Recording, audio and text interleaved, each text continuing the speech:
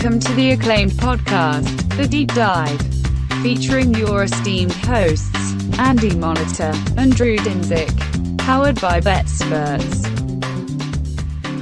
Welcome to The Deep Dive. Andy, we are not professional football front office men. We are not. We're not virologists. Remember, we had to do that for a long time. Happy 4th anniversary to that whole weird week. I haven't had a chance to do it yet this year, but I still once in a while will go back and listen to podcasts from that week where people are just like, you forget how like in the weeds we were as far as like, fuck, I mean, they're going to play baseball, right? They're not going to cancel baseball. Baseball's outside. Basketball's inside. We're going to be fine. 2 weeks later, we're betting on marble racing and frickin' Ukrainian ping pong guys. So, Surely. But just we're blessed to be healthy-ish. Yeah. Healthy, health, wealth, and all that jazz. But yeah, it's been a week, man. Yeah. Was that the prisoner of the moment, maybe, but was that like the wildest day one? I feel like it kind of was. There was a lot. I mean, we didn't have like big quarterbacks to move around outside of Kirk. Yeah. I felt like there was a lot of big deals, a lot of big running back deals. Sure. A lot of good defensive players, and obviously we're still not done. Some teams have some cap issues to sort out. Yeah, no, last year felt like everybody was just sort of kind of fiddle fucking around. This year, everybody was right to business. I will say though that if I had there's a kind of a theme to everything that's happened so far, and it's like sound and fury signifying nothing. Is that the official? Is that the true quote? So far, there's been a lot of bluster and tweet alerts and notifications and this year we got the numbers for this guy. We don't hear. I don't really think anything that's happened in the last 48 hours moves the needle really for me at all in terms of like championship equity. Like the news I was following the closest was Chris Jones getting a deal done with the Chiefs. He does. So, well, Chiefs are your favorites again. Yeah. And honestly, like if you're, spoiler alert, if you're a fan of a team and you're excited about what they did during free agency, like we're gonna piss in your Kool-Aid. At least I'm gonna ruin your day. Hey, guess what? The Falcons are winning 6 games. Yeah. Unless you cheer for the Chiefs, your chances of winning a Super Bowl are not as good as you think. I was gonna say, who else is like even excited about? Obviously, the Falcons fans are the most excited. Suddenly, they're this is all gonna work out. I don't know who else was really excited. I think the Eagles, obviously, those fans are excited about every move because it doesn't matter if it makes sense on paper or not. They just be like, "Yep, trust in Howie." Yep. Howie, look at Howie did it again. It's like, buddy, it's an off-ball linebacker. I think actually they need linebackers. It's funny. It's one thing they should go get. No, the funny part about this is there's a lot of hopium this time of year. We're not even to the draft. I mean, the Bears, you're seeing a lot of belly aching from Bears fans. Like, hey, guys, you have 2 top 10 picks.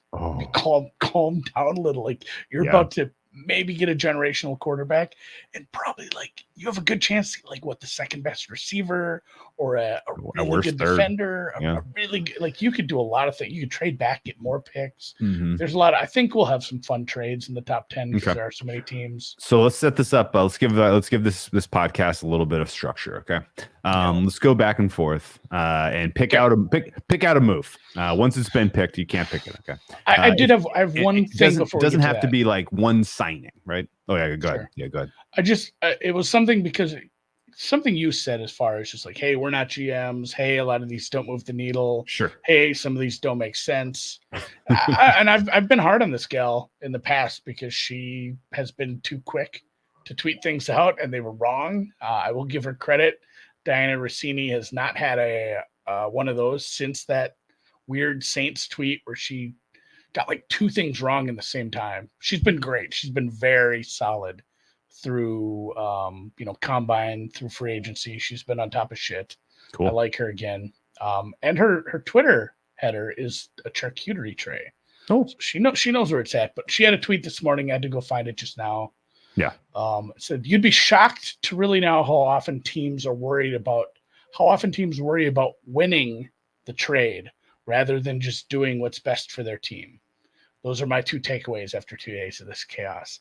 It does feel like that. It feels an awful lot like that, where teams are making trades just because, like, oh, this team is offering us too much for this, and we think this is a good trade.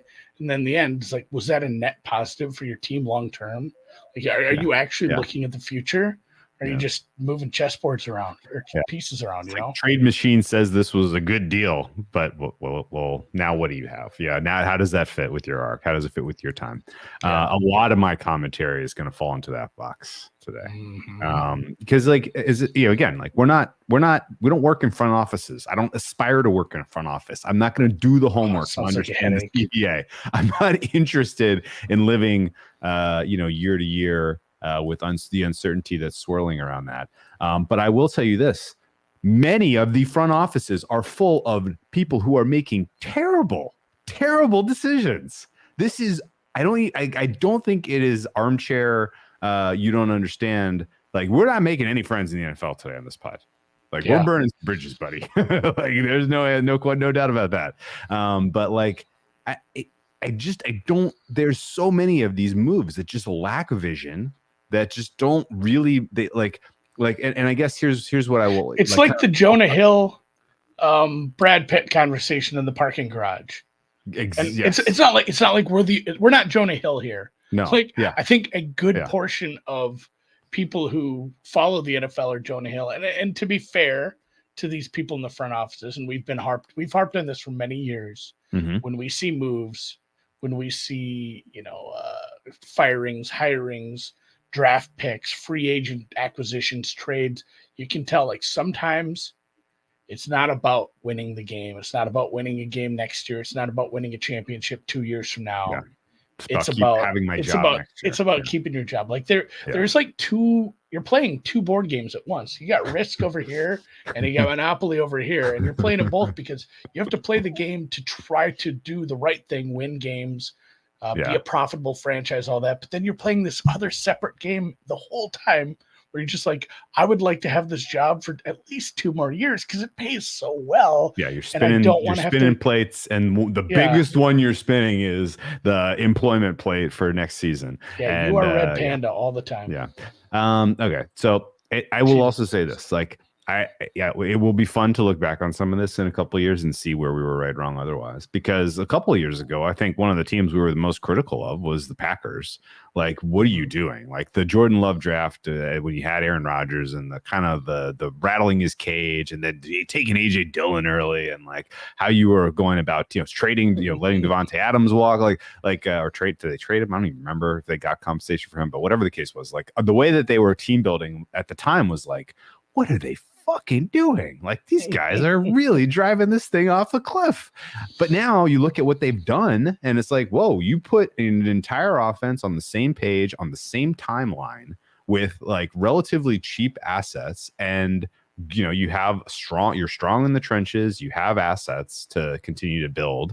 Like, they clearly was vision there with what they were doing, and I think there's that's a positive. Like, but I also will say that that's like one of 32. Like, other good / successful front offices, they just got fucking lucky, right? Like, I think the Packers got quarterback picked. I think the Packers got lucky as well. Sure, sure. But I'm willing to agree. And who knows? This is funny. We're going to give them credit for this, and who knows if this was actually ever articulated when they started putting this, this long-term plan together. But there is something to be said for getting. I think you really said it well, getting a bunch of the right players on the same timeline. Because honestly, like, if all these wide receivers sucked and Love was just never going to get it, you're going to be really bad. Yeah, and you're going to you're picking high. Like, there is something to be building a team. I'd love to talk to Eager about this. I think he'd be very much on the same page. Like, you should build a team. Yeah. Like you're betting, a long shot. where it's like, I'm going to be down. No, actually, that's not right, because you're just down there at the original moment. You want to be down big, or you want to be up big. You don't want to build a team that finds yourself in this purgatory we always talk about. So I'm going to give some surprising flowers today in that exact light. We have this, like you said, all these receivers. I mean, even Aaron Jones is not with the team anymore. He wasn't that old. He's like 28, 29. But, having older than Jacobs, right? 2 or 3 years. I think Jacobs 26, 27. Yeah, somewhere in there. He's got a lot of tread in the tires. So good for them to maybe upgrade, honestly. But to have all those guys on kind of, like you said, the same timetable, if it sucks, you're drafting one of these quarterbacks probably, or you're within spitting distance of making a trade to draft one of these quarterbacks. But if it works out, like, you've got a bunch of these young guys in cost-controlled contracts. You're going to have to extend Love because of the timetable that they did with him sitting him behind Rodgers. But like, it's not going to kill you, and you might have one of the best.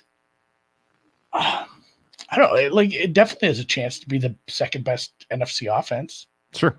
Yeah. Well, they got high ceiling. They gambled correctly in that they were like, let's put a young team together on the same timeline that's cheap, and let's let our offensive staff, who we believe in, develop them. And we'll give them, we're not gonna muck it up by making panic trades and bringing in more bona fide talent. We're just gonna let this group grow together, and then I think that's ultimately gonna bear humongous fruit. But what I just wanted to say is, like, think about the teams that you're like, man, perennial contenders, like, really good, like, man, they got it figured out, like, they're gonna keep winning. Like, do you doubt that San Francisco is gonna just completely fall apart? No, not at all. Like, they're definitely in the conversation. They're the Super Bowl favorites next year. Do you doubt that the Chiefs are going to compete next year? No, not at all. But that said, like, these front offices, they're not necessarily good. They just got kind of lucky. Like, the Niners made one of the most horrific trades of the last 10 years in hindsight. It did not pay any consequence for it. The Kansas City Chiefs took Mahomes 10th overall. He was the second quarterback in that draft.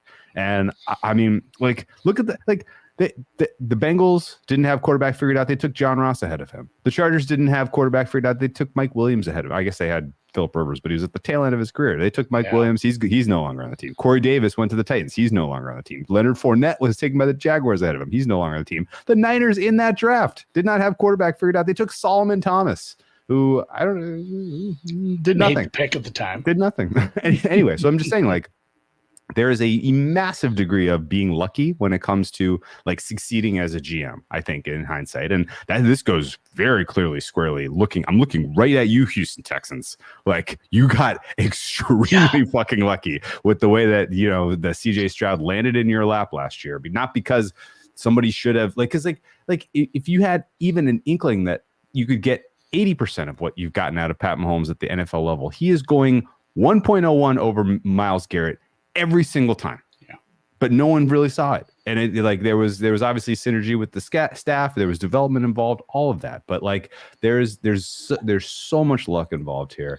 And, like, I feel like just kind of stepping back and looking at everything that's happened this week, and, in trades, free agency, everything, is just like, man, does anyone know what they're doing? Like, does anyone have vision outside of, like, a handful of very, very small exceptions? And I think a lot of it is, when you start looking at all the talking heads who, and grain of salt here, because there are some of these guys, and we'll get into some of this later with draft talk. There are some of these guys who are putting together, clickbait lists. Like, they know what they're doing. There needs to be a word for this, that's not clickbait, because it needs to be something that encapsulates TV and social media and everything. When these people put the attention whoring, sensationalist kind fame of things, fucking. Fame. Just, I mean, and I'm not going to accuse Phil Simms of this or Chris Simms of this. All the Simms, the whole Simms clan, because honestly, I think he actually takes it seriously. He's just bad at it, and he was on an island that CJ Stroud needed to go number one. Last year he was. And it was like the rest of it was bad. And then we've seen other years where it's like a lot of this is bad. And that's what I'm saying with all these guys who are, because I will say that's what I'm trying to say about Chris. Is like, I think he's taking it seriously. I don't think he's, just putting guys first to get attention or to get clicks or to drive content. some of those guys who take this stuff very seriously, some of these guys who really take draft stuff seriously, who are spending hours and hours watching film, who really watch college football, they get this sort of stuff completely wrong year in and year out. Everybody's hit rate is like 20%. We can't pick, we can't pick who's going to be the next this or that in the NFL. So I know the hit rate is probably a little higher for scouts, but you can't convince me it's higher than like 30, 40%. Sure. Like those guys they're doing the best they can. But like you said, you still have to get lucky. Like you pointed out with Houston, somebody else made that decision for them. Essentially, like those decisions were made internally as well. Well, two people might have made that for them. The Panthers doing what they did, and then somebody inside the building, it was made that decision for them twice. Yeah, twice. I mean, there has to be some luck. And as you pointed out, there is a lot of development. Yeah. Hey, let's just do a tiny little thought experiment. What if the Panthers trade up to 1 with the Bears? And they take CJ. They don't have any first round picks. Right? They can't. No, I'm saying last year. Like what if they had traded up with the Bears to the 1 and taken CJ Stroud? Are the Bears picking first this year? Hell fucking no. Hell no. Like no chance. You know who's probably picking first? It's probably the Cardinals. Yeah. Because presumably at that point, Bryce Young goes to Houston, and the Cardinals have Houston's first round pick this year. So like the freaking sliding doors of just that one decision are just butterfly effect across the entire NFL, because like you can with a straight face make a case that Houston should be a top 4 team in the AFC as currently rostered with CJ Stroud if he takes a modicum of a step forward.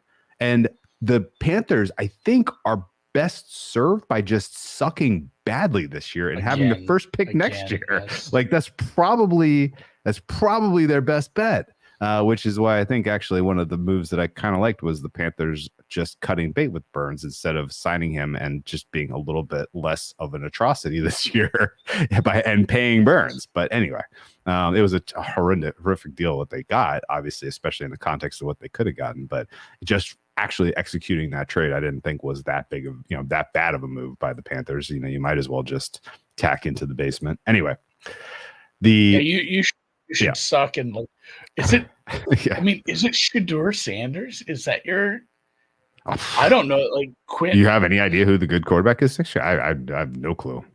Who's? I mean, it happens every year where somebody plays well for like a Power 5 team. It's probably. The Texas Quinn Ewers is probably going to be Quinn Ewers. Sure, Texas is good. Sure. Wait, there's another guy. There's somebody who's escaping me right now who I think is actually a good look at Heisman and probably going to be QB1, and I can't remember. We'll talk about this. There's a quarterback who shares a name with you in Penn State. Oh yes, he's the next Josh Allen. I keep hearing. So anyway, I mean, you're right. Carolina kind of painted themselves in a corner, and trying this year would be bad. Yeah, we are getting some long-term signal about the Commanders that we'll get to, Patrick. But okay, let's go back. Let's just do these. Let's do it. Let's do some grades. Let's give some grades, Andy. Okay. Okay. You can pick any move that's happened so far, or it doesn't even have to be a specific free agent signing. It can just be the team decided to do this so far in the offseason, and I give it a this. And we'll go back and forth, and I'll and just kind of provide some commentary at a high level. Does that sound fair? Yeah, I guess, and you can go first. Yeah. I'm going to pose this one to you with a little bit of a context and an additional question, because this one was bandied around quite a bit, was the Philadelphia Eagles and their offensive staff. And I know they had some turnover at the coordinator last year, but it's still like they've been able to take, mid-range cast-off guys, not total reclamation programs, but like basically that guy who's like a decent running back and get a lot out of them, which is a great, buy high or buy low, sell high for trading or moving on from them. But then the fact that they spent a decent amount of money for one of the top free agents this year was kind of puzzling to a lot of people. And, I only saw it a couple times, was maybe this was like a long-term plan. We're going to go cheap because the guys aren't out there that we want. And then now we can go get a guy and put it in this offense, because it has been just such a scheme-driven run offense that works for everybody. Like, the only like positive was like, you go look at the birth date, go look at the birth certificate. Like, it feels like he's been around forever, but it's because he's in the discussion every offseason like this. And we talk about him too much, but he's still pretty young. So Eagles running back signing. I give it an F. I know I tried to put it out there as like, maybe they have a plan. I don't see it. I'm with you there. No, Sack Barkley to the Eagles is an F. And it's not even this complicated. Not that complicated. Look, and honestly, like, I don't even care if this comes in any way, shape, or form back as well, this aged poorly. You gave Barkley an F. He's won the rushing title. Like, I don't think that's very likely, and I especially do not like it because of the fit. Okay, and oh, by the way, like, let's not pretend like the Eagles' offensive line is going to be anywhere close to as good as they were when Jason Kelce was involved. Thank you. Let's suspend some disbelief there, you know, or whatever. Let's take a deep breath on how good the Eagles' offensive line is going to be this year. Sack Barkley is an especially bad fit for the Eagles because the Eagles are a 4-down offense, and you know what Sack Barkley is? He is boom or bust personified. You know what makes it especially hard to even get a first down, even when you're using 4 downs, is if you have a 2 or 3 yard loss on a 3rd and 4, right? That is his specialty. Like, yes, he may create some more explosive plays for your run game in the offense over the balance of the season, but the negatives are going to strongly impact the way you do business. And honestly, if you're taking targets share away from, if you're taking the offense and you're taking target share away from A.J. Brown and Devontae Smith, I don't care who they're going to. That is bad. That is bad.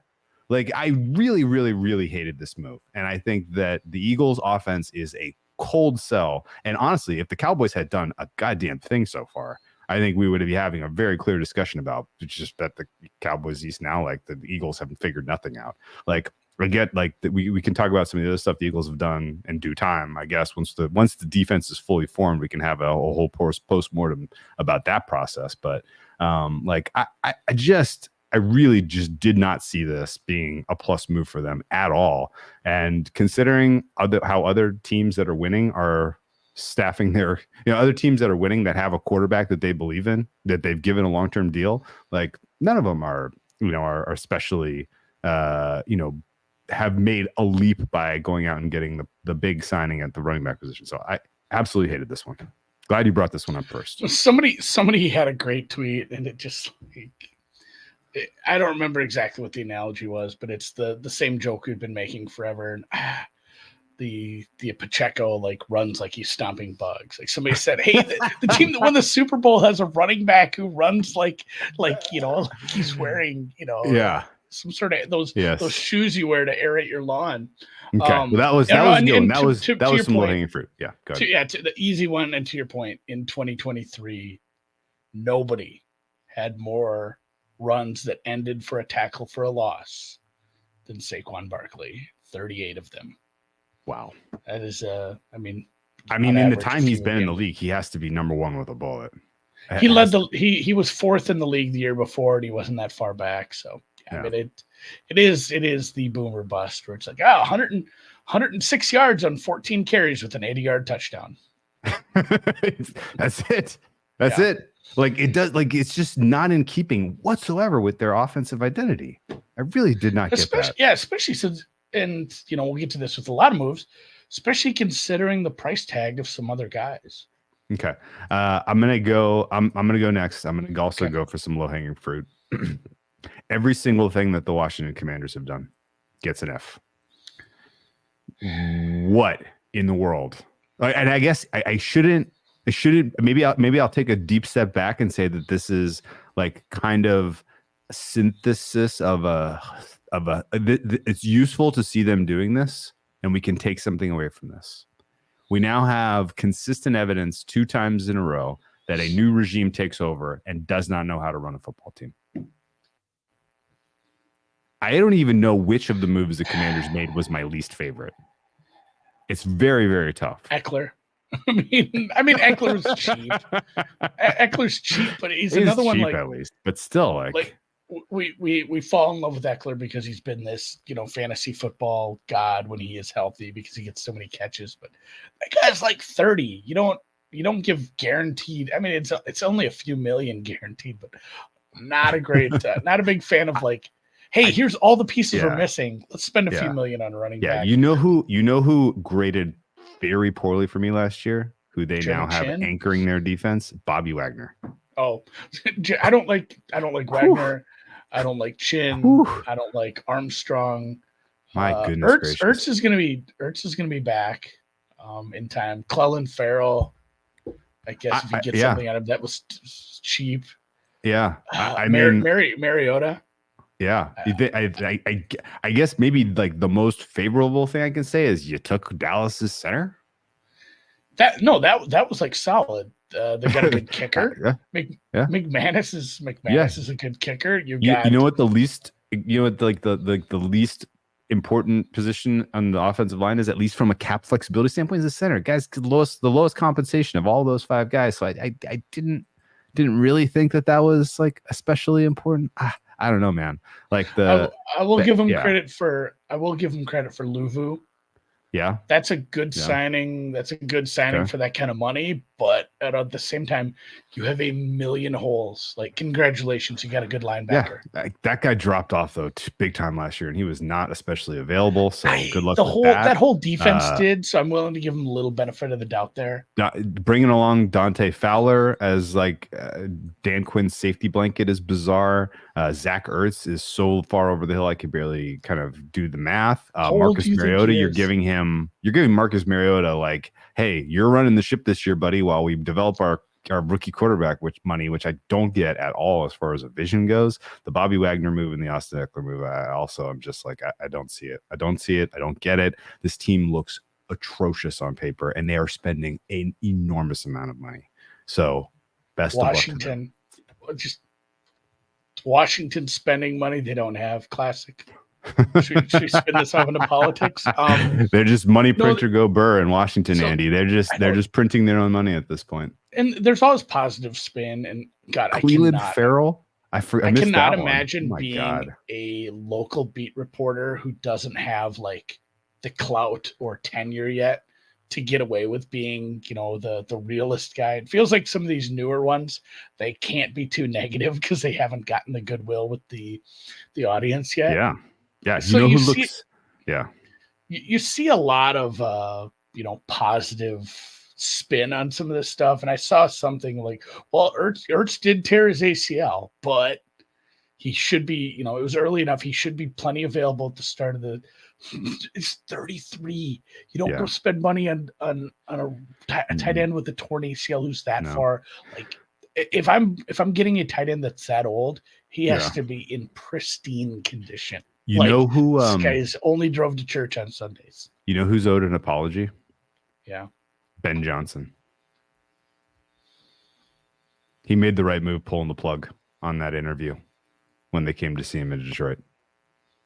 Yeah, they made him look in the media as well. He got lampooned. Yeah, he got lampooned. He got pilloried. It's funny how we forget about that so quick. Yeah, he got pilloried, and now I think he made the right call. So some signal to take away from this, though, that new regimes stepping into a franchise trying to make their mark don't exactly have the vision that would portend success, I think is a fair takeaway. Andy, you're up next. What move do you want to chew on a little bit here? I mean, I think we'd be doing. I'm going to take all the easy ones right off the bat. Okay. This is go. I mean, this go is like this is like any of those games, like the Doug Love movies. Take the low hanging fruit. I mean, I said Toy Story. You're not going to say Toy Story 2. I'm going to say Toy Story 2 then. If we're doing Tom Hanks movies, I have to talk about Cousins' move. It's the gem, and I don't the know gem if I have it of failing moves, of failures. It doesn't. It definitely. So my take is it raises the floor a lot. Okay.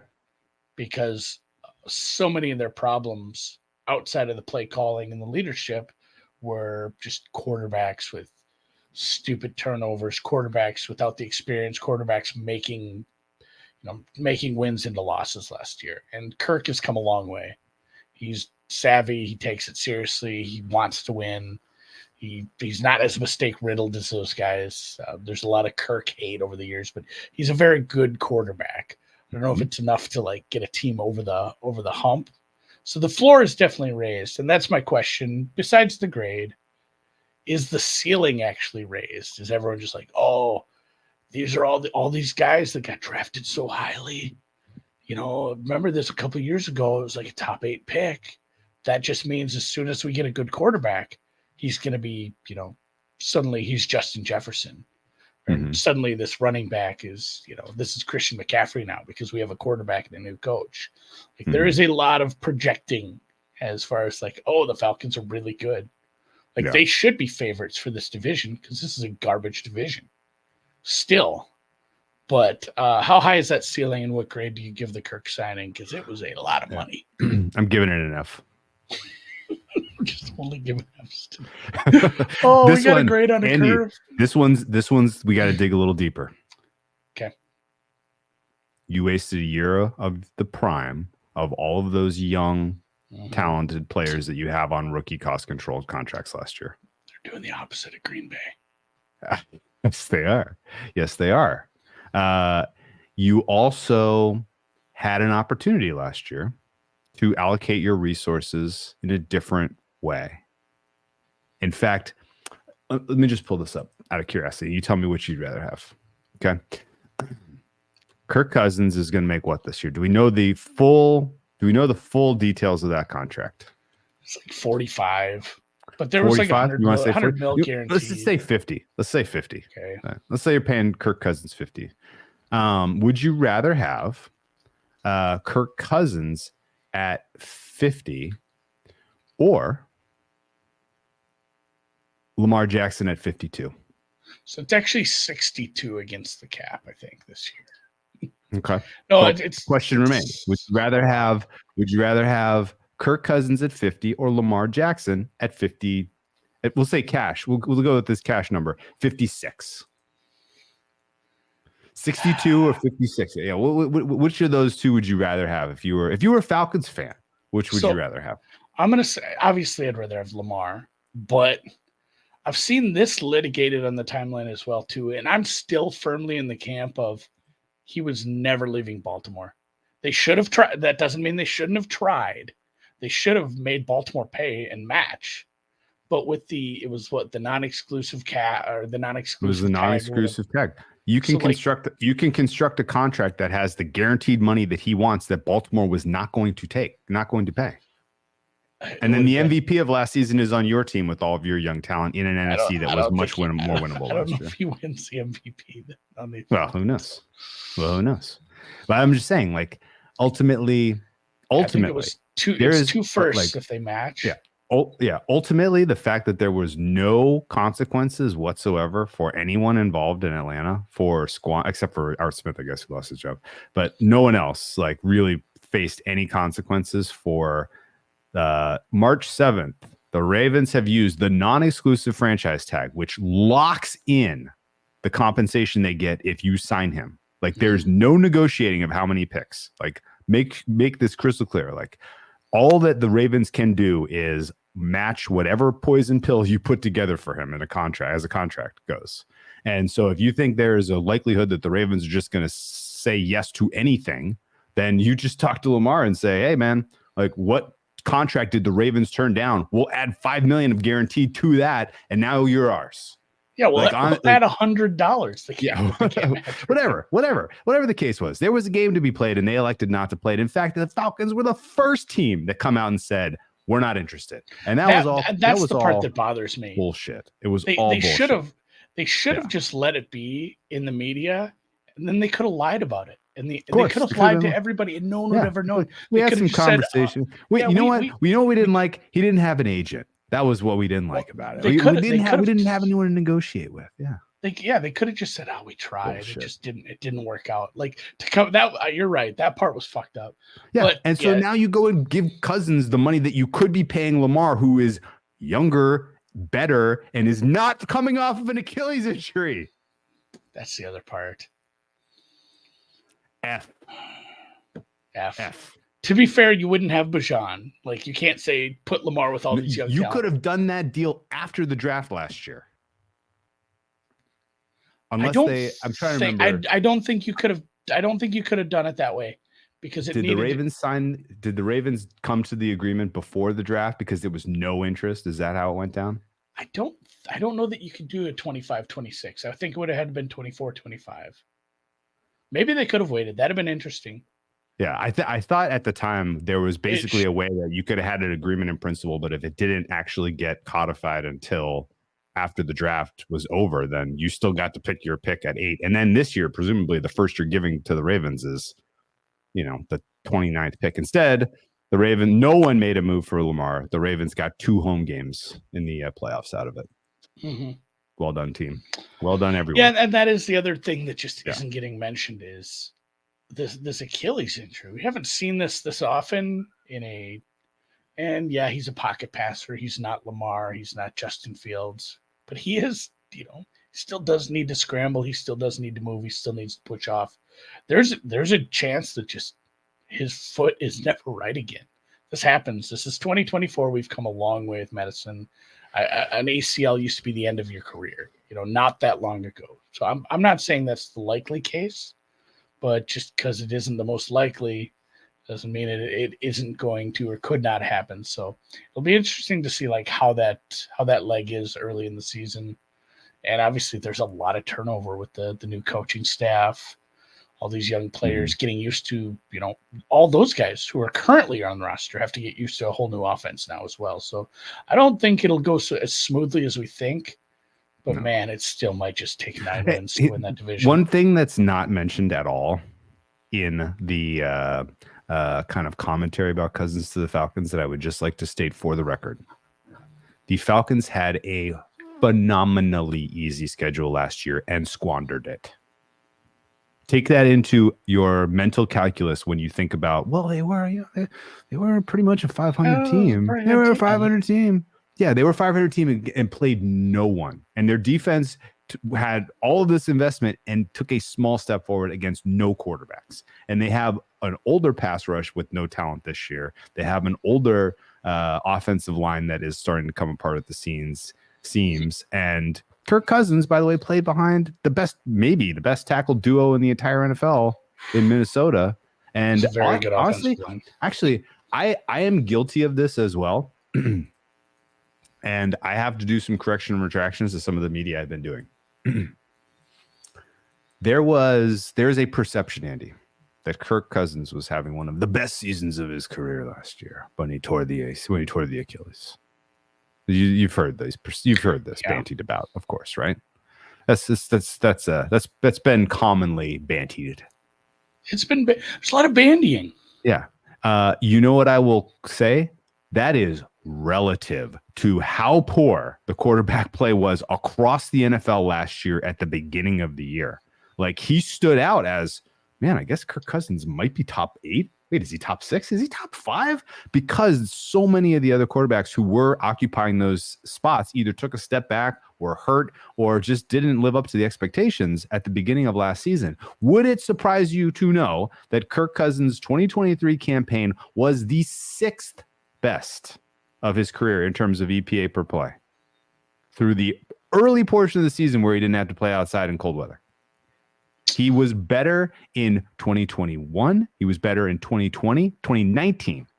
Only 2022, the year where they won all those fluky ass games, did he surpass his EPA per play. So he took a small step up in the early portion of the season when everyone else took a step back. And we're misremembering that he had some sort of step forward last year. And I think we got to correct the record. Yeah. Kirk Cousins is on a decline. Kirk being a top 10 quarterback says more about the league than Kirk. And also, as you already pointed out, that turned out to be really, really nice roster construction by the Vikings on the offensive line. Mm-hmm. At the beginning of the year, we talked about the Lions offensive line, how good it was. It's all we could mention in the NFC North previews. The Vikings might have had a better offensive line. Obviously, it stayed healthier. I mean, they did have some turnover a little bit during the season, but boy, the Lions actually, that turned into a bit of weakness for them for a while. And then Justin Jefferson, obviously being one of the top 3 receivers in the league, Addison stepping up, having a good tight end. Like he had a good situation. Kevin O'Connell worked out. Like Kevin O'Connell was probably a good hire. It's very early, but like that has turned out, in my mind at least, like the Kevin O'Connell hire was a good one, and he should be able to see what he does with Sam Darnold. This will be a good year to judge that if that's who they end up sticking with and not going and getting a rookie. So, all right, your turn. Pick one. All right, I'm gonna go a little hot off the press. Calvin Ridley to the Titans for a lot of money. A lot of guaranteed, $50 million guaranteed to Calvin Ridley for the Titans. Yes. Okay. So you ready for this? My take on this one is short and sweet. Short and sweet. You ready? Yeah. Welcome back to the purgatory. You get an F. You get an F. Everybody's getting an F. This was weird because you never want to penalize a team for like spending to help your offense. Like you should be investing in, that there's quarterback's important, but beyond that, it's everything that revolves around the passing game. It's like you need a good tackle. You need an offensive line. You need receiving weapons. You need a coach who can take advantage of all that. You need a pass rush. You need coverage, like everything to move your passing game, your offense forward, everything to stop everyone else's. That should be the thing. So like signing Calvin Ridley, signing, wide receivers, adding another one last year, drafting Treylon Burks, like these should all be viewed as good things.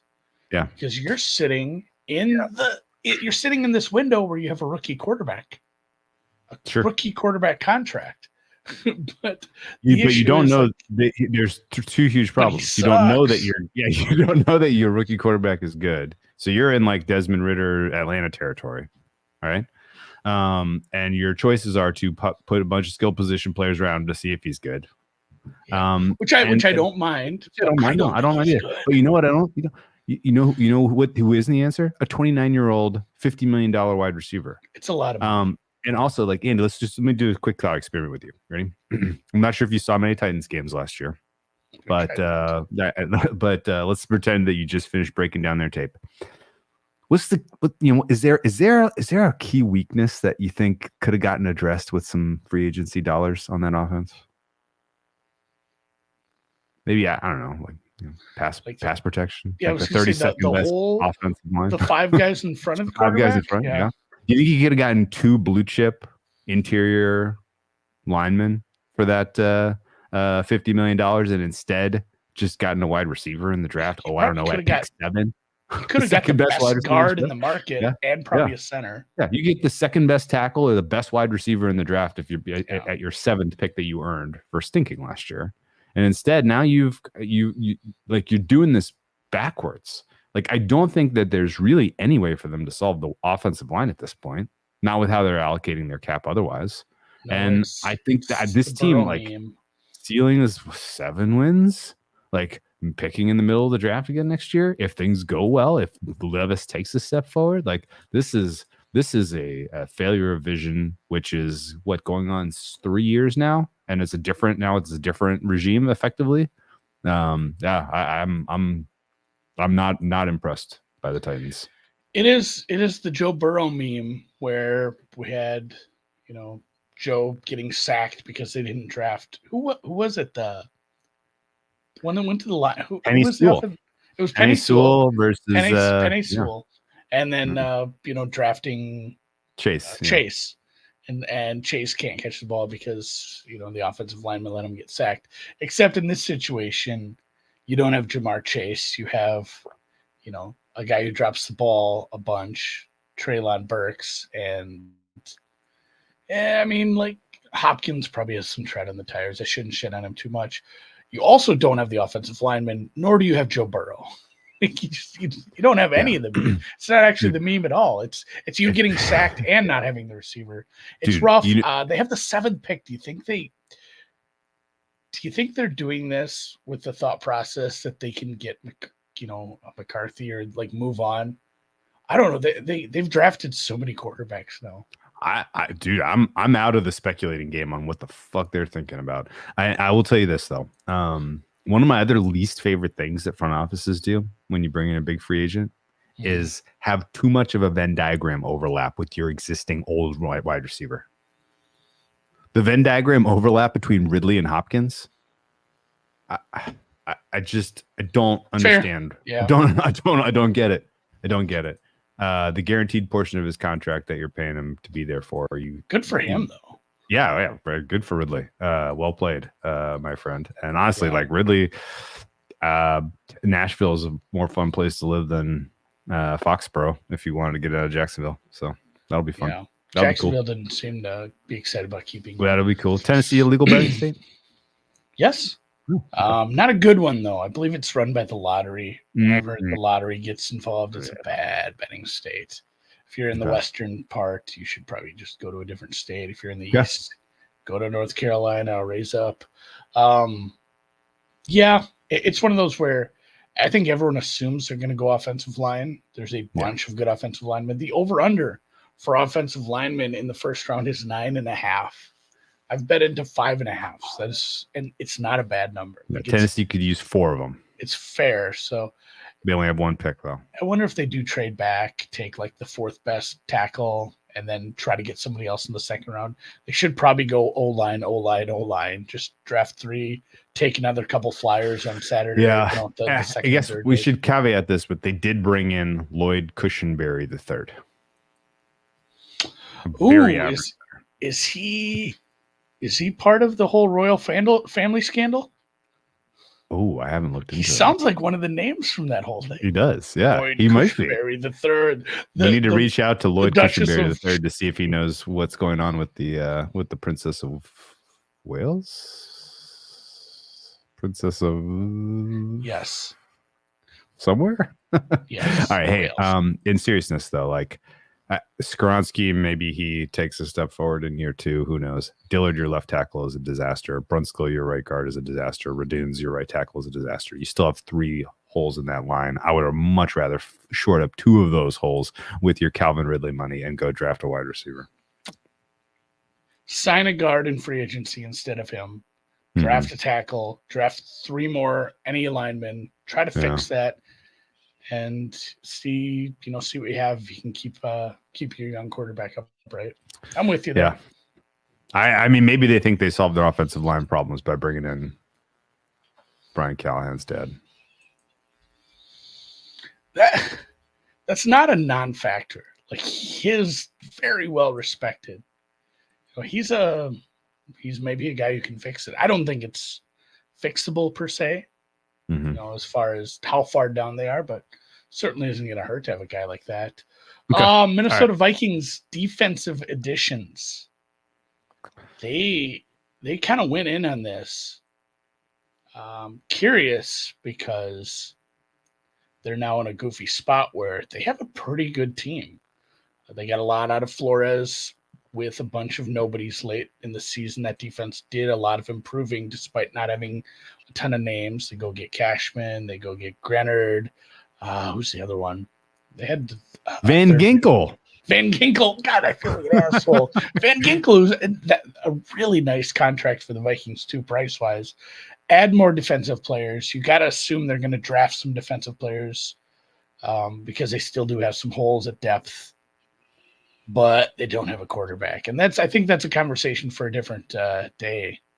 Is it prudent to spend this kind of money on defense and then go out and spend $10 million on Sam Darnold? Like, it's turning into a weird, and I joked that we should just go sign Flacco, do what the Browns did. Keep signing defensive players, have a really good defense, and then have whoever off a couch at quarterback and see what happens when you hold other teams to 10 points. But not quite sure what on the vision. What's the vision from Kwesi right now? I mean, one can only assume it's take a quarterback in round 1 and roll the dice with him. Kind of points that way. Which I like. We mentioned that with the Packers. Like, I'm not bust, prepared. Baby. Yeah, I'm not prepared to give the Vikings an F. I'm going to give them an incomplete because we need to see what they do in terms of navigating the draft and getting the quarterback they want. And then to hear, see what else they do in the draft, I think a little bit. But I was actually pretty, I was cool on their defensive moves. Van Ginkel, they didn't spend so much that I'm like, boy, you really put yourself in a tight spot here between Van Ginkel, Cashman, and Grenard, and you got 3 bona fide starters there. And honestly, like Flores raises the floor of your defense so much that kind of shouldn't really matter. That's why I think it was good. Like, those are, like you're saying, those are bona fide starters for what they spent. Yeah, yeah. At the same time, though, like I kind of wish I would like what Flores has shown to be so singularly outstanding, in my opinion, is the like rapid development of young players. So I kind of wish he'd just not really spend anything on the defense and just let Flores cook with some. Yeah, just draft. Let Flores cook with some. Guys like Metellus. Some young parts. Yeah. Yeah, exactly. Yeah, exactly. Yeah, exactly. And honestly, like losing Danielle Hunter might be more than the sum of the parts you allocated that money for the. I know, but it was going to cost so much. They're in a good spot next year, cap wise too. I wonder if this isn't a bit of a, hey, and this is maybe me being a little too Pollyanna with Minnesota and just assuming that Kwesi knows what he's doing, but they are going to be an incredible position next year with money to spend with the cap. So if the prevailing wisdom is they're going to draft a quarterback, whether it's McCarthy, whether they have some Godfather deal to trade up into the top 3 and get a big name, whether it's trading back and taking, Knicks or Penix in the 2nd or 3rd round. Yeah. It feels like at the end of the day, they're going to end up with someone who's not Sam Darnold. They're going to figure out if they can ease him in. They're going to play him. And if it works out, then I think partway through the season, if you see like this guy might be it, you get your Jefferson deal done, extend him. Hey, we're doing this right now. We're doing this during the season. You're the highest paid non-quarterback now. Congratulations, Justin. You have still a bunch of cap room, and then you can go out and make like 2 or 3 big moves next season. And then it's like, all right, we're in our window. This is window time. And if it doesn't work out, Jefferson's probably gone. Like because at that point that's crazy to me. Yeah. I mean, at that point, you got to reset. You can't, if you don't have your quarterback at that point, you can't extend a wide receiver for the most money in the league. Like you have to kick rocks down the road and reset. So Minnesota's in a ticklish position where like everything banks on nailing this quarterback and them identifying that it's the guy pretty early in the season, I think. So yeah, it's a funny one. And not only that, but everybody in their division looks lavish. Or at least 2 teams are very, very. We don't know on the Bears. The Bears have a high. Yeah, the Bears have a high ceiling because of the first pick, and if they nail it with Caleb, like that's a problem for everyone else. But yeah, obviously the Lions are great, and Green Bay is coming up, so they're in a real goofy spot. All right, I'm changing my opinion on the Vikings defensive moves. They get an F. The Grenard was the big splash, and people are kind of equating that to a 1-to-1 for Hunter. I don't see it. Grenard's had 4 years in the league. He's been a spot starter some of these years. His best year was last year. Yeah, I was going to say it's an improvement. For the best year of his career, where he only was able to play 15 games. He managed something like 32 pressures. Danielle Hunter has exceeded 32 pressures every single year of his entire career by margin, including or except for the year where he only played 7 games. We have a torn pec that year. I can't remember. But he still he got close. He had 21 pressures that year, converted him to 6 sacks. So I don't know that you're getting 1-to-1 production swapping Grenard for Hunter. No, but it's quite a bit more. Like Hunter was a lot more money. 50. I mean, it was 50 million guaranteed or something. It was a shitload. Like Grenard's like a $20 million a year guy. So I mean, it's not cheap, but it's relative. You're paying about 150% for. Yeah, I don't know. If they end up staying pat and getting QB4 in this draft, then I will revise my grading. But if they trade assets to move up in the draft to take JJ McCarthy, then we're going to have a serious conversation about what's going on over there. Yeah, it'll be interesting to see how the other teams value quarterback, because there's again the supply and the demand do not match. Right now on paper, like with Darnold taking the keys with this offense, it's got whiffs of like Falcons on steroids, right? I know my favorite is just like people are going to talk themselves and like, oh, Darnold's he's never had weapons in an offensive line like this, and there's a good coaching staff, and maybe it wasn't Kirk, maybe it was the rest of the team. Like, we're going to definitely talk ourselves into this.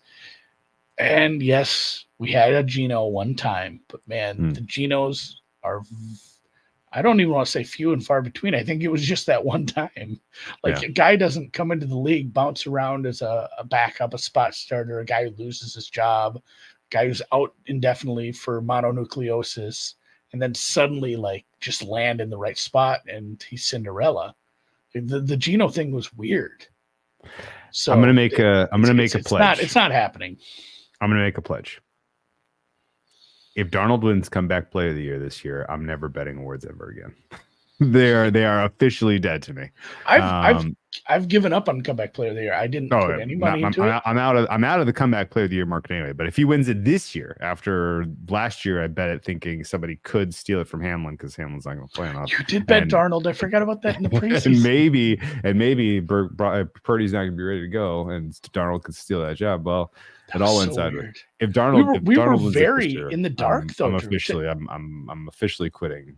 To be fair to us, we were very in the dark on the situation with Purdy, middle of the summer. True, very. Nobody really. This time last year, he was under the knife. Yeah, I mean, we're talking July. Nobody had like good reports on whether he was starting the season or not, and at the same time, we were also not even super sure if he was good. Not super sure if he did start the season, if he'd ever be that good again based on the injury. And because it was an arm injury. You need your arm. So yeah, that was a goofy spot. I forgot you bet Darnold. Yeah. I don't know. You want to talk some draft stuff before we? I don't know. I need to think harder about the Vikings. I'm going to go back to incomplete. I think they're in just I got one more hot one. They're in a narrow path. Is what I got one more hot one. Sorry. I got two more. All right, hit me with them. You ready? Yes. The Dolphins letting Hunt and Wilkins out of the building is enough. A lot of people go. Dolphins is enough. Dolphins are enough. And you know why? It's because not retaining those guys and some of their other moves, which have been a little like we need to get our books in order so that we can reset the quarterback market, paying Tua. This, like, you feel it coming. And if you said, hey man, you can like I don't think that it makes sense to sell the Panthers as a franchise right now. Like if you were selling stocks and teams, because they're at their bottom. Like the Commanders, same sort of story. They're going down to the bottom. Patriots, same sort of story. They're going down to the bottom. If you were like, you can buy or sell a team stock wise right now, selling the Dolphins feels very, very right. Like their window might have closed last year. Like they're just about to announce a really bad sales year. Really bad deal. Like we have the orange juice numbers. We stole it from a guy on a train. Yes. A really, really, really bad deal. It feels like it's on the nigh. And the cap is up. Like, but if they're going to pay Tua Dak money, and if Dak's going to get Dak money, like there's going to be a bunch of teams that are kind of hogtied because they paid a quarterback. Yeah, I think Dolphins are going to be near the top of that list. And this isn't even doubting that Tua can continue to remain a top 10 quarterback. Okay, fine. Like the production, like there is a 50-50? Tell me if I'm wrong here. 50-50 chance that last year was the most productive year of Tyreek's career. Probably like he's got 2 more years in it. No, but I mean 50-50. Yeah. Like, well, and here's the thing, like it's probably more than 50-50. Yeah. Just because feasibly, the frequency of injuries, the age. Well, and not only that, but like you just can't have better years. Like, yeah, sure. Year. Like, sure, you're not just gonna keep, you don't go break the 3 minute or the 4 minute mile and say, well, I'm gonna break the 3 minute mile now. Like, there's only so many games, guys.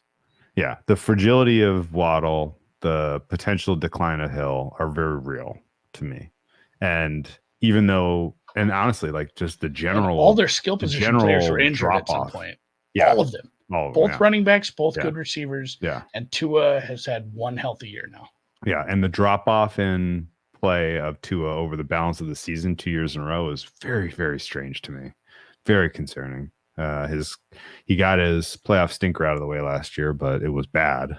And it feels like it's coming. I feel like there's a very, he's going to need to kind of basically take a team friendly deal for me to not feel like that's a huge mistake to do this. And honestly, like their backs are against the wall. Cause like, what do you just like, let him walk for no comp? Like, what do you like? I'm not exactly sure that there's a good decision here. But I just feel like it's the, and honestly, like I don't even really particularly care for Christian Wilkins or Hunt. Like they're both very serviceable players, and they were locker room leaders. So yeah, I don't love the vibes coming out of Miami in any way, shape, or form. And the franchise itself and the owner have done a lot of the same sort of, the same sort of stuff that you're seeing in Carolina and Washington, or even worse, like tampering that lost them a first round pick last year.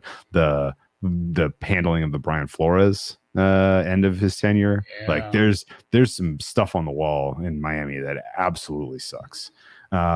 So yeah, that was I think a pretty bad sign. This has been a bad cycle for Dolphins and makes me want to sell Dolphins. All the teams they get enough. All their games next year. They get enough. And it's funny, a lot of these teams that we're giving Fs to. Yeah. These aren't the teams that are going to be drafting high next year. When we give these teams an F, they're going to win between 7 and 9 games. Yes, exactly. Speaking of this sentence. What was your last one? Speaking of the team that signed, I got 2 more. Okay, the team that signed Christian Wilkins. This is quick. Okay. The Raiders. What are we doing? I don't know because they don't really have like a quarterback. What is going on there? Either. Like, so they're another one where they have a top end receiver. Their defense was really good towards the end of the year, and they're continuing to add to it. That's not how you build a team up. Like no, they're doing it backwards too, which is fun. It's fun. It's very fun. Just to see this play out. It's going to be wild. But like I got it. The real shrug for the Raiders is like every decision that they've made from the final game of the season to right now, is highly sus. I guess retaining Pierce, fine. Like I don't really care. I don't think he's the answer, but players like him, whatever. You want to keep him around, fine. You're paying 2 coaches already, fine. You're paying 3 coaches or whatever, fine. Bringing in Tom Telesco. Have you seen what's going on with the Chargers? Have you seen what's going on with the Chargers roster cap situation at all? Bringing him immediately and giving him the keys. That's and then like him spending that. Yeah, him going and flexing that cap and giving Christian Wilkins this type of money. Again, like I'm not dogging on Christian Wilkins as a player. And you want to see what'll happen on the left side of that line when you put him next to Max Crosby? Okay, that'll be a fun experiment. But like your secondary still stinks out loud, and your linebacker core overperformed last year, and everything is revolved around just Max Crosby making everybody look a little better than they are. And so you have no answers on the offensive side of the football. You're holding Devontae Adams hostage from us as football fans, and your answers now at running back next year, as you were the one team that wisely sat out of the running back market. You got they did something good. Abdullah, Britton Brown, whatever. Like this roster looks super duper sus. If you're gonna have a bad offense, stick with it. Like, hey, there's no quarterback in the market that's gonna raise our ceiling to a level where we can even be competitive. Fuck it, sign Minshew. Hey, our offense might stink. Get rid of this running back. Don't even think about resigning him. He's going to get good money somewhere else. We're not paying him $12 million. He's too good. Let somebody else have him. Like, and it's funny that they will, like you said, hold the receiver hostage. Unbelievable. Yeah, the signing, the Telesco signing too is like, oh man, we need a new CFO. Like, but we have to get somebody with experience. This guy worked at Enron, like 10 years. Like, what could go wrong? Like, great comp. People get fired for a reason. Like, I guess you do gather the inside intel of maybe a division rival, but boy, I don't think I would have done that. So Luke Getsy, he's available. Luke Getsy, bring him in. All right, he's our new OC. There's a Taco Bell in his house. Yeah, that's cool. Wow. All right, what was your last one? The Bears. I'm incomplete. They have two top 10 picks. Incomplete. Do you like anything that they've done? They haven't done much. They went and they signed a running back. They gave a running back who just played behind. That is the LOL. A bunch of money. The LOL is like, look at what happened to the last time somebody did that. And honestly, their running back room didn't need to be addressed at all. Like, it really didn't. I think that Ryan Poles can do a very serviceable job at evaluating offensive linemen, and I think that is where it ends. I don't know that the analytics cylinder is pumping out winners, bringing in Kevin Byard, Jonathan Owens, DeAndre Swift. I am Gerald Everett. Like, these guys do not. This should not be your priority. If you are sitting in a position to just singularly change the direction of your franchise through one draft because you got extremely fucking lucky that the team you traded to picked the wrong guy.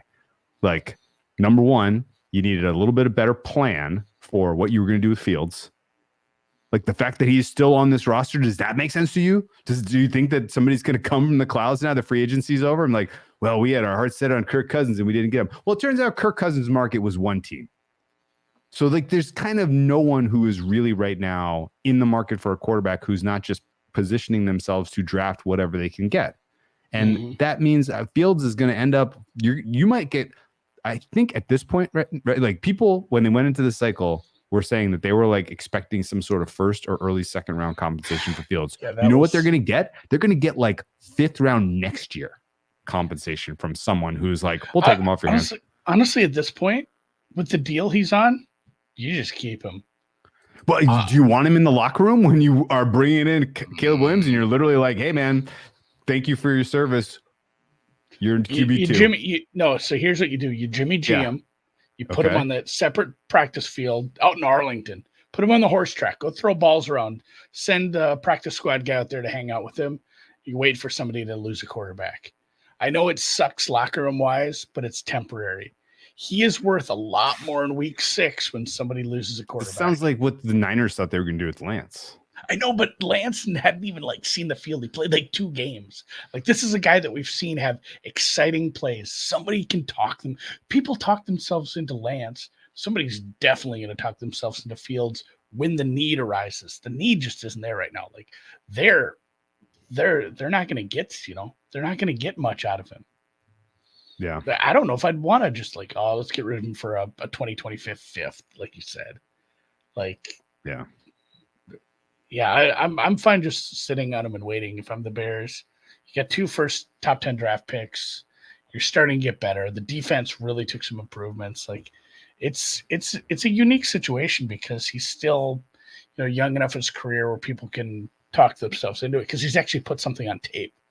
Like, we've seen this a couple, he's led the Bears to some exciting close losses at the end of the year again.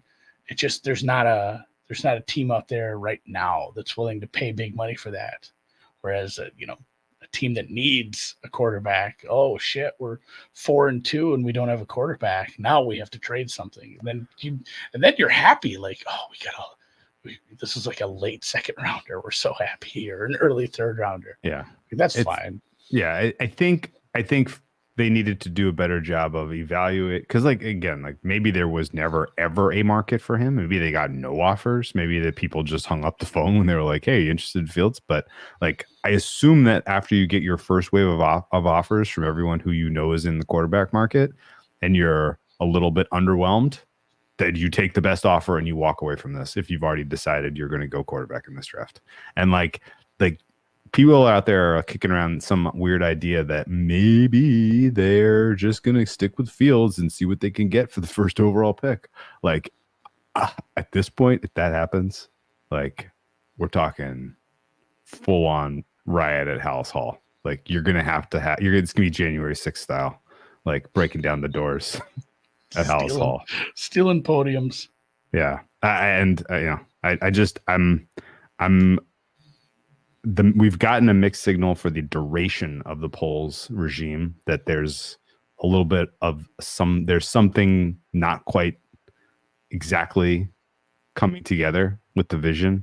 And this entire cycle was more evidence to the bad, I think. And maybe I'm being biased because I thought Kevin Byard looked completely over the hill last year.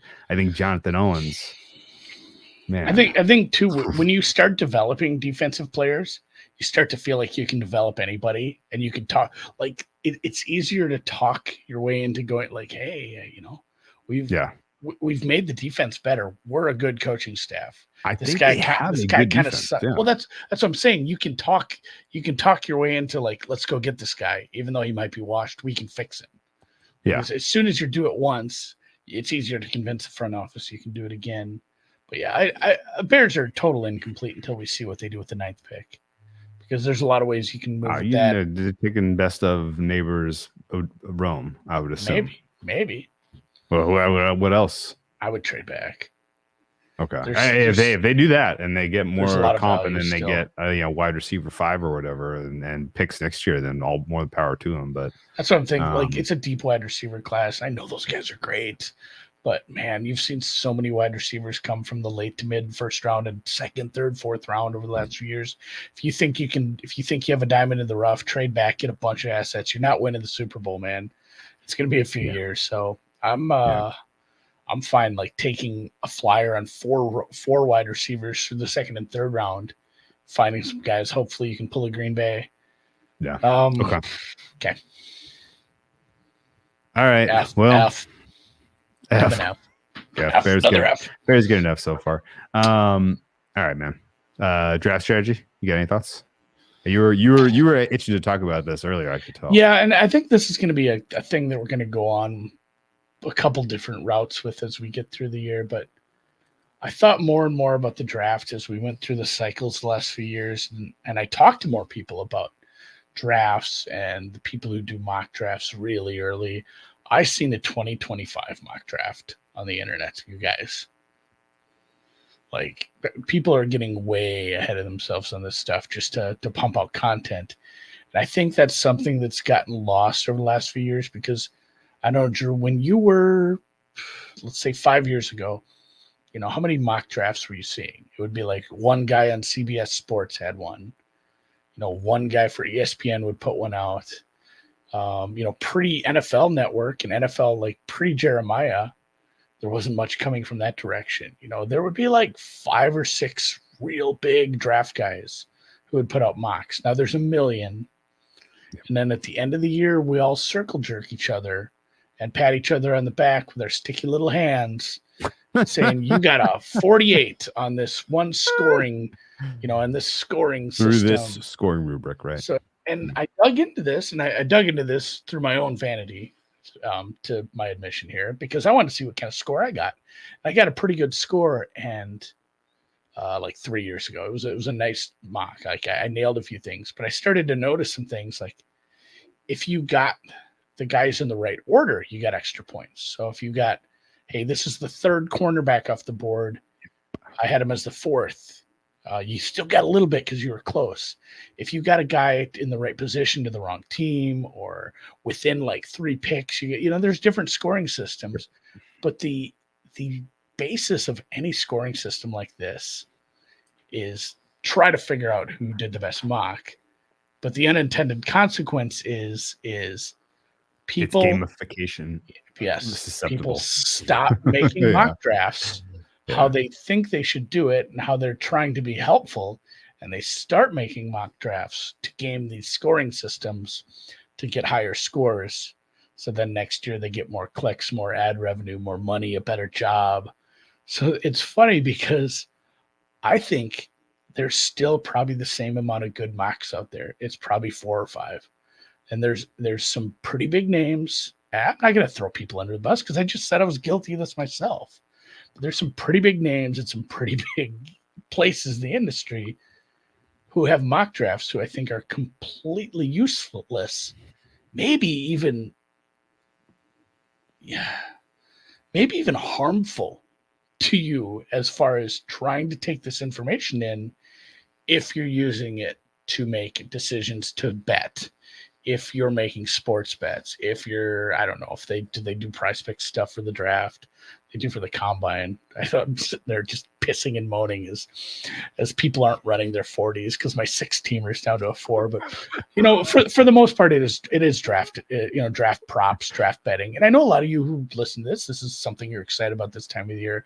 Just really, really, really think about why this person and honestly, I think there's some other people who aren't doing that maliciously, who are just, they're in the wrong headspace compared to you. There's nothing wrong with that. They enjoy making mocks, but this guy is not a bettor. He's strictly fantasy. And, maybe some of his takes are just, this is my mock for better or worse. I don't have information, but I think this would be a fun fit. So I'm putting it here.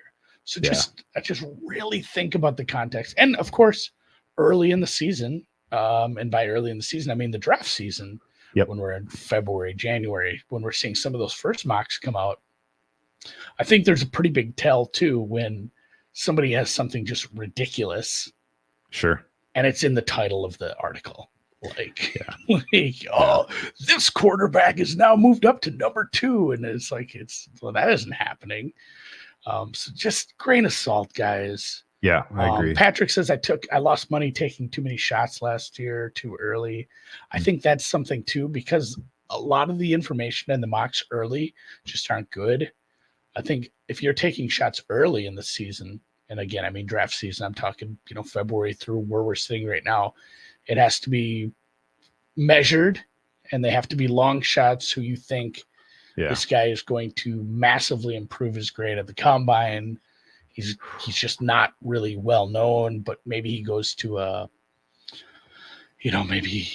school with some other guys who are top picks, and it's going to be a good pro day because so many people are going to be there to watch his quarterback, and he's going to get a little extra coverage for that.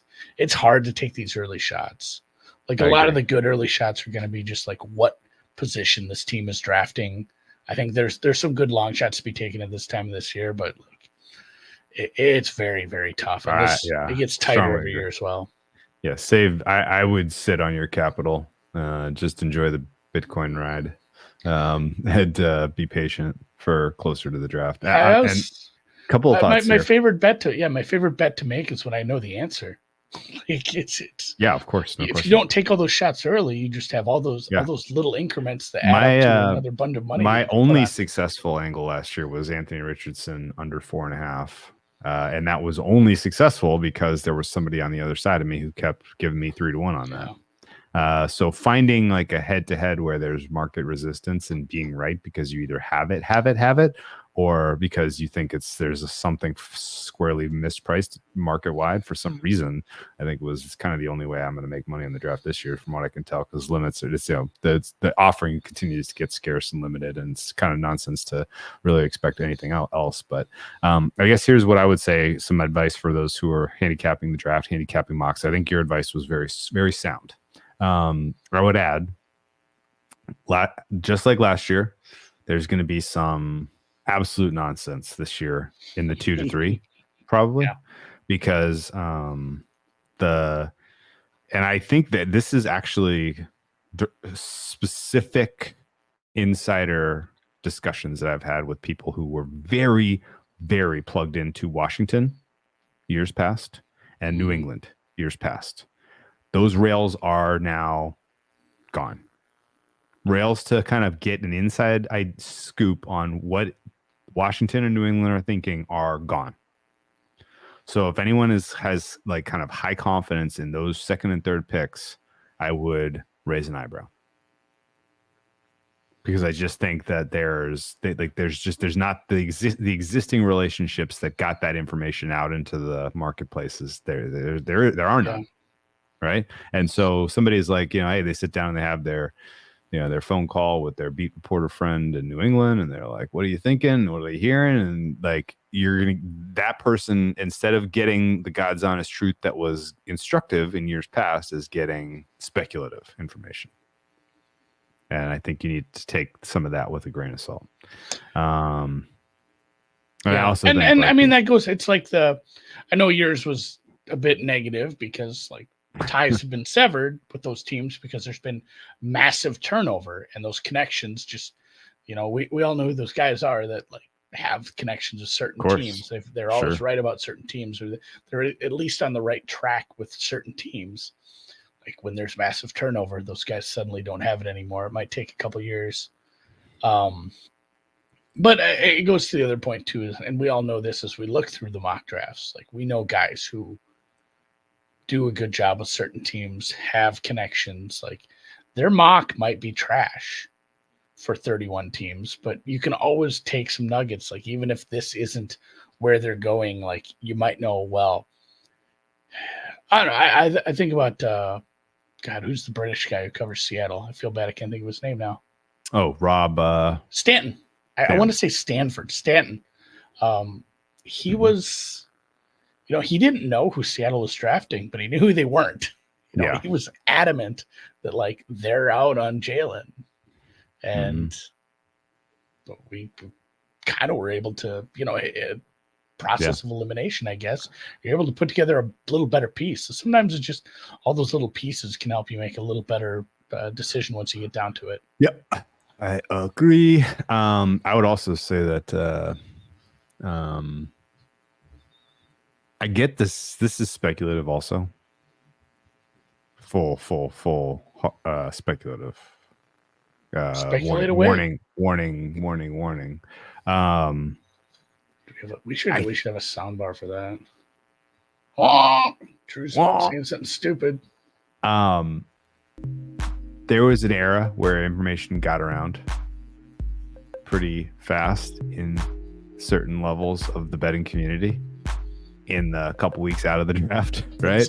Like, hey, it's getting around. Here's, hey, like, it was pretty, and then that would get baked into the prices when limits were kind of meh. Yeah. There has been a handful of examples, and we can have this conversation on another day, where information has been successfully gotten to the highest levels of the gambling space directly, and then markets have been sat on until limits were as big as they were going to be, and then they got squadooshed, and then the word got around, and then everybody was like, oh, cool, like this is great. And then I think the highest level people probably got both sides of some amazing prices on some games where, let's just say, a quarterback didn't play and nobody knew about it until the day of, right? And so I am kind of intrigued to see this cycle, if there's like literal price suppression on stuff until there's actual liquidity in some of the more weird exotic stuff. What do you think? No, that checks out. Markets evolve, guys. Yeah. In so many words. Markets evolve, even the low limit ones. They don't like getting beat. Like, I know some of these are viewed as loss leaders, but books don't need loss leaders like that. That's what promo bets are for. Yeah. Well, the Orlando Magic took care of business today, Andy. That's huge. Good job by them. The Miami Heat have squandered a lead to the Denver Nuggets. That is good news. The NBA has been unkind to me for like the last 10 days, so I'll taking everything I can get right now. Take it when you can get it. Yeah. God, I gotta look at this SWAC bracket. I think we already have fuckery in the SWAC. Oh yeah, hell yeah. These really, really, really small conferences, like the parity exists. Like, oh, this team is like the best team in the SWAC. Yeah, guess what? They're all going to some random site like 300 miles away. Did you see that? By the way, the one league has an arena. It's in Birmingham, Alabama, which leave that as it is, but it's like the Von Braun Arena, and it was named after a Nazi scientist who, Werner von Braun. To his credit, moved here and was like a big part of the space program. But it's like, dude, he put us on the moon. Period. I know. Werner von Braun is still like, it's still like I wish the Wikipedia didn't lead with that. I wish it led with the space program, not like, hey, this guy was a Nazi scientist. Yeah, no, he was massive. Like, obviously, I went down a huge rabbit hole on him. Elkhorn State was the 2 seed. They dropped their first game. They are eliminated from the SWAC tournament. So there's only one, and there's only one way in. You have to win the SWAC tournament. So the 7 seed, Alabama A&M. I love it. Alabama A&M is alive, guys. Yeah. The best Werner von Braun quote, by the way. That is a 10-21 team that is now alive to make the tournament. Werner von Braun was the father of the V2 rocket, which was a devastating weapon in Europe for Germany. And don't think I didn't read a bunch of Wikipedia after this. Drew. Yeah, and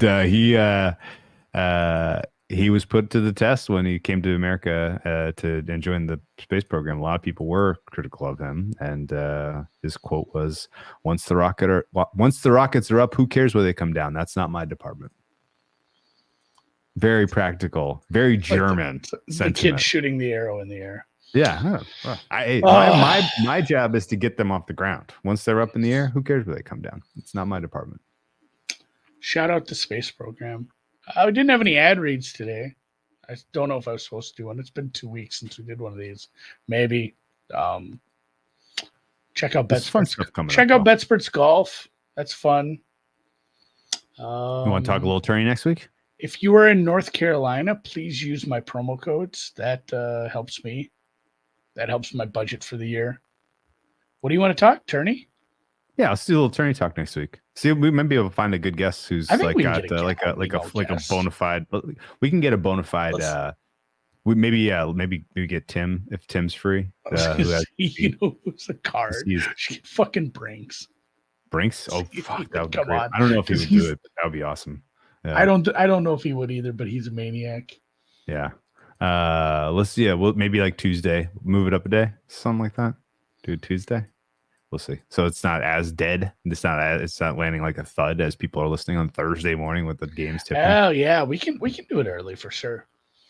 Yeah, we'll see if we can get Tim. If Tim's not available, maybe somebody else who's like a true blue college basketball originator would be fun to join us. We'll see. Sure. All right, you guys, will check you. If you watch this on the YouTube, hit the thumbs up. If you listen to the podcast form, share it with a friend. Give us some feedback. Yeah. Talk about the draft. Talk about the free agency market. Yeah. Hey, leave us. Let us know who deserves failing grades in your eyes. Did we miss any Fs? I'm sure we did. People wanted us to talk about Russell Wilson, but Seattle, the Steelers are giving Russell Wilson $1.2 million. So honestly, I'm in. I can't in good conscience give them enough for that. I'm in on Pittsburgh actually.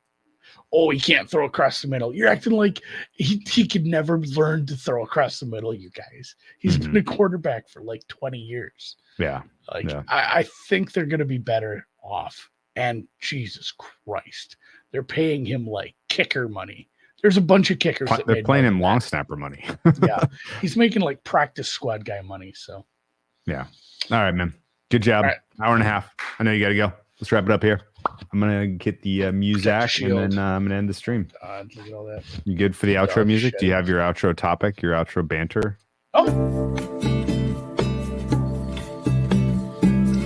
Whew.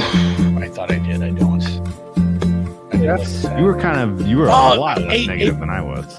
A+ for the Ravens signing Derrick Henry. I don't care how old he is.